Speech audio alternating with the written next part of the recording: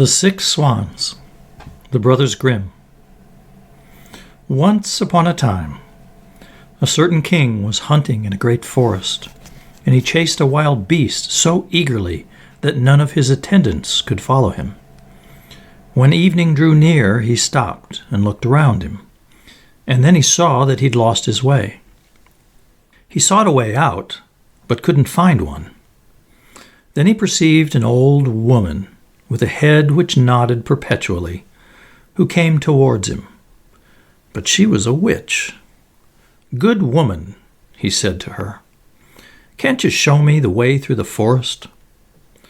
"Oh, yes, Lord King," she answered. "That I certainly can, but on one condition. And if you do not fulfill that, you will never get out of the forest and will die of hunger in it." "What kind of condition is it?" asked the king. "I have a daughter," said the old woman, "who is as beautiful as anyone in the world, and well deserves to be your wife. And if you will make her your queen, I will show you the way out of the forest." In the anguish of his heart, the king consented, and the old woman led him to her little hut, where her daughter was sitting by the fire. She received the king as if she had been expecting him, and he saw that she was very beautiful. But still, she didn't please him, and he could not look at her without secret horror.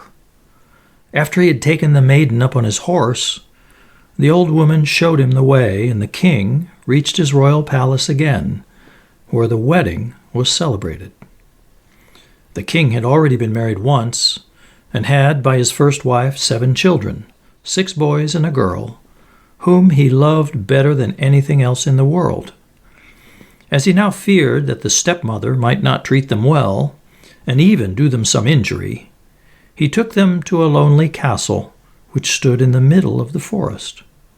It lay so concealed, and the way was so difficult to find, that he himself would not have found it if a wise woman had not given him a ball of yarn with wonderful properties.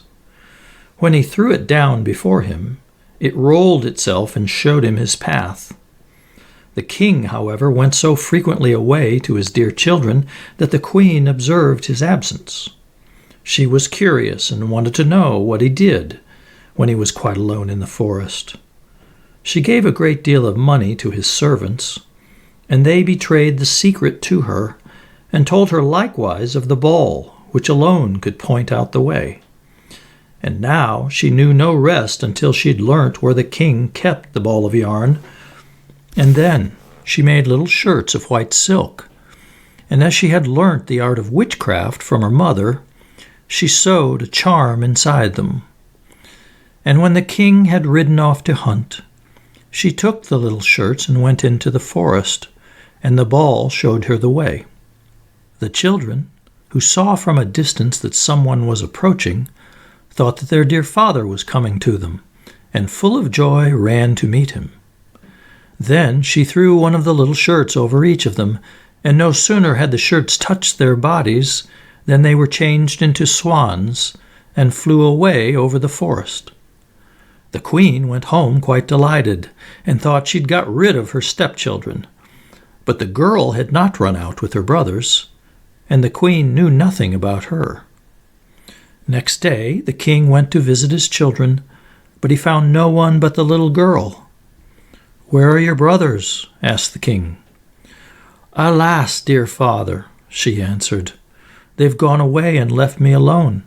And she told him that she had seen from her little window how her brothers had flown away over the forest in the shape of swans, and she showed him the feathers, which they had all let fall in the courtyard, and which she had picked up. The king mourned, but he didn't think that the queen had done this wicked deed, and since he feared that the girl would also be stolen away from him, he wanted to take her away with him. But she was afraid of her stepmother, and begged the king to let her stay just this one night more in the forest castle. The poor girl thought, "I can no longer stay here. I'll go and seek my brothers." And when night came, she ran away and went straight into the forest. She walked the whole night long, and next day also, without stopping, until she could go no farther for weariness. Then she saw a forest hut and went into it, and found a room with 6 little beds. But she didn't venture to get into one of them, but crept under one and lay down on the hard ground, intending to pass the night there. Just before sunset, however, she heard a rustling, and saw 6 swans come flying in at the window. They alighted on the ground and blew at each other, and blew all the feathers off, and their swan skins stripped off like a shirt. Then the maiden looked at them and recognized her brothers, was glad, and crept forth from beneath the bed. The brothers were not less delighted to see their little sister, but their joy was of short duration. "Here can you not abide?" they said to her. "This is a shelter for robbers. If they come home and find you, they'll kill you." "But can you not protect me?" added the little sister. "No," they replied. "Only for 1/4 of an hour each evening can we lay aside our swan skins and have during that time our human form. After that, we're once more turned into swans." The little sister wept and said, "Can you not be set free?" "Alas, no," they answered. "The conditions are too hard. For 6 years you may neither speak nor laugh, and in that time you must sew together 6 little shirts of star-flowers for us.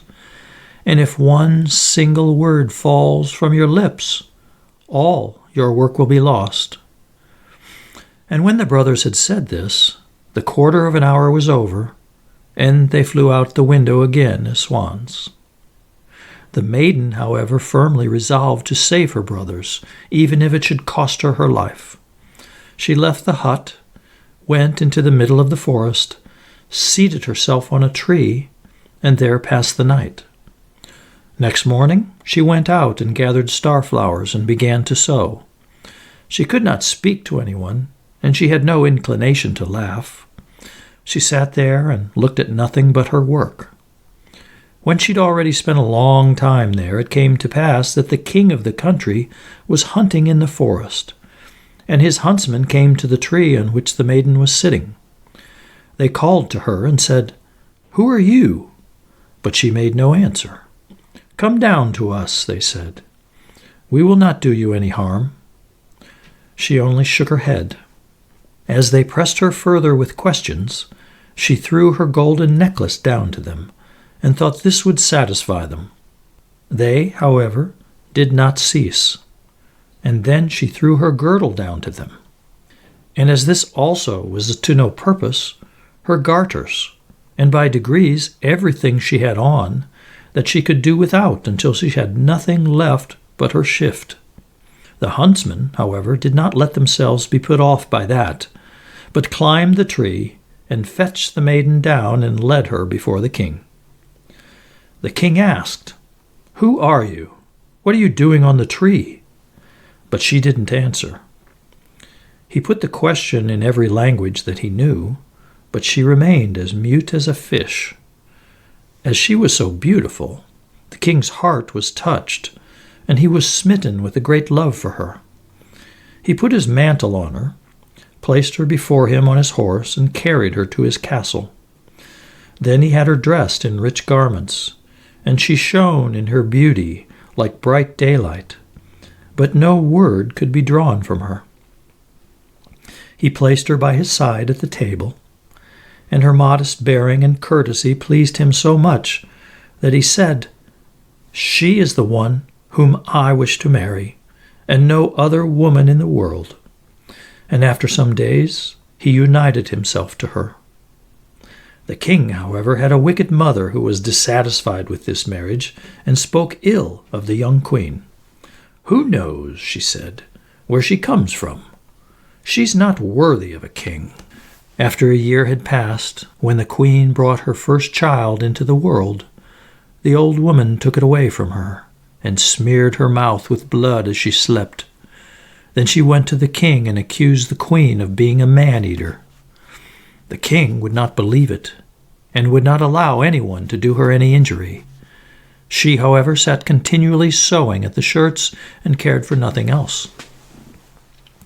The next time, when she again bore a beautiful boy, the false stepmother used the same treachery, but the king could not bring himself to give credit to her words.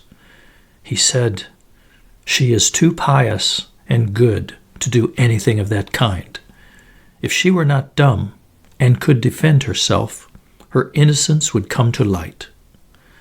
But when the old woman stole away the newly born child for the third time, and accused the queen, who did not utter one word of defense, the king could not do otherwise than deliver her over to justice, and she was sentenced to suffer death by fire.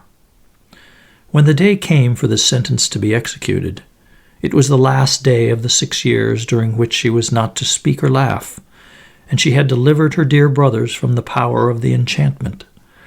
The 6 shirts were ready, only the left sleeve of the 6th was missing. When therefore she was led to the stake, she laid the shirts on her arm, and when she stood up high, and the fire was just going to be lighted, she looked around, and 6 swans came flying through the air towards her. Then she saw that she would be saved, and her heart leapt with joy.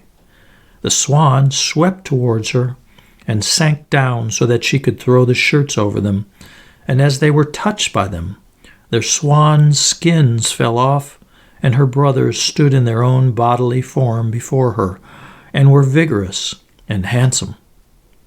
The youngest only lacked his left arm, and had in the place of it a swan's wing on his shoulder.